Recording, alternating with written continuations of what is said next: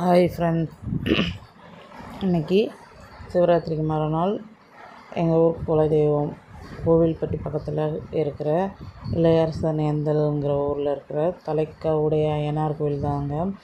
சிவராத்திரிக்கு 2ஆம் நாள் திருவிழாவுக்கு போயிருந்தோம். அதுக்கு முன்னாடி சீலக்காரிங்கிற எங்கள் குல தெய்வமான வீரகாளி வீரம்மாள் சாமியை நாங்கள் தரிசனம் பண்ணிட்டு தான் ஐயனாரப்பா கோவிலுக்கு போவோம். இது இங்கே வீரகாளி கோவிலில் பொரி அவல்லாம் வச்சு படையல் பண்ணிவிட்டு ஊருக்காரங்கெல்லாம் சேர்ந்து சாமி கும்பிட்டு தான் போவோம். அடுத்து போய் ஒரு நல்ல இடமா பார்த்து மேடை பக்கத்தில் இடம் போட்டுட்டு சாமி கும்பிட போயிட்டோம். ஏன்னா சாமி பொன்னப்பன் வந்ததுக்கப்புறம் வந்தோம்னா உச்சிக்கால பூஜைக்கு அப்புறம்னா இன்னும் ரொம்ப கூட்டம் வரிசையெல்லாம் கட்டி நிற்கும். அதனால் நம்ம முதையே ஐயனாரப்பாவை பார்த்துடலாம் சொல்லி நாங்கள் உட்கார இடத்துல எங்கள் அப்பாவை விட்டுட்டு மற்ற எல்லோரும் மட்டும் போய் ஐயனாரப்பாவை சாமி கும்பிட போயிட்டோம். அப்போயுமே கூட்டம் இருந்துச்சு. நாங்கள் வெளியே வர்ற வழியில் போய் ஐயனாரப்பாவை சாமி கும்பிட்டு வந்தோம். இந்த தடவை ஏதோ 50 சிலை வச்சுருக்கதா சொன்னாங்க. ஹோமம் வளர்த்துருந்தாங்க. அங்கேயே சாமியை பார்த்து சாமி கும்பிட்டுட்டு மேலே பக்கத்தில் எல்லாம் டின்னர் சாப்பிட்டுட்டு ஒரு சார்பில் போடுவாங்க. டின்னர் சாப்பிட்டுட்டு மேடை பக்கத்தில் உட்காந்துருந்தோம். ஒரு 10 மணி போல் பொன்னப்போ ஊர்வலம் வந்துச்சு.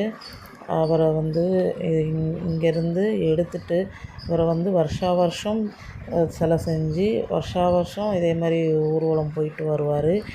ஊரை சுற்றி பார்த்துட்டு வர்ற காவல் தெய்வம், எங்கள் ஊர் காவல் தெய்வம். இவர் ரொம்ப சக்தி வாய்ந்தவர், எல்லாம் துடியாக இருப்பார்லாம் சொல்லுவாங்க.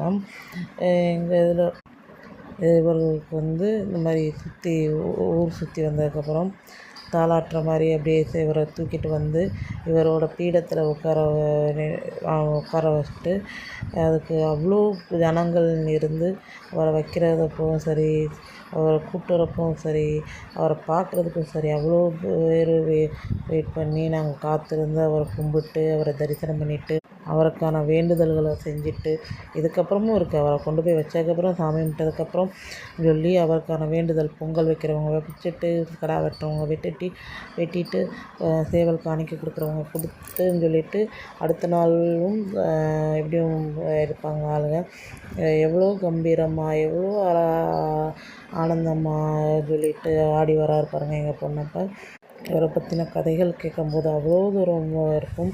இவருக்கு எப்பயும் தண்ணி போதை இந்த மாதிரி இதில் தான் இருப்பாராம். கண் அவ்வளோ ரத்தமாக இருக்கும்னு சொல்லுவாங்க. உங்களோட காவல் தெய்வம் பற்றி எங்களுக்கு சொல்லுங்கள், தெரிஞ்சுக்கிறோம். தேங்க்யூ.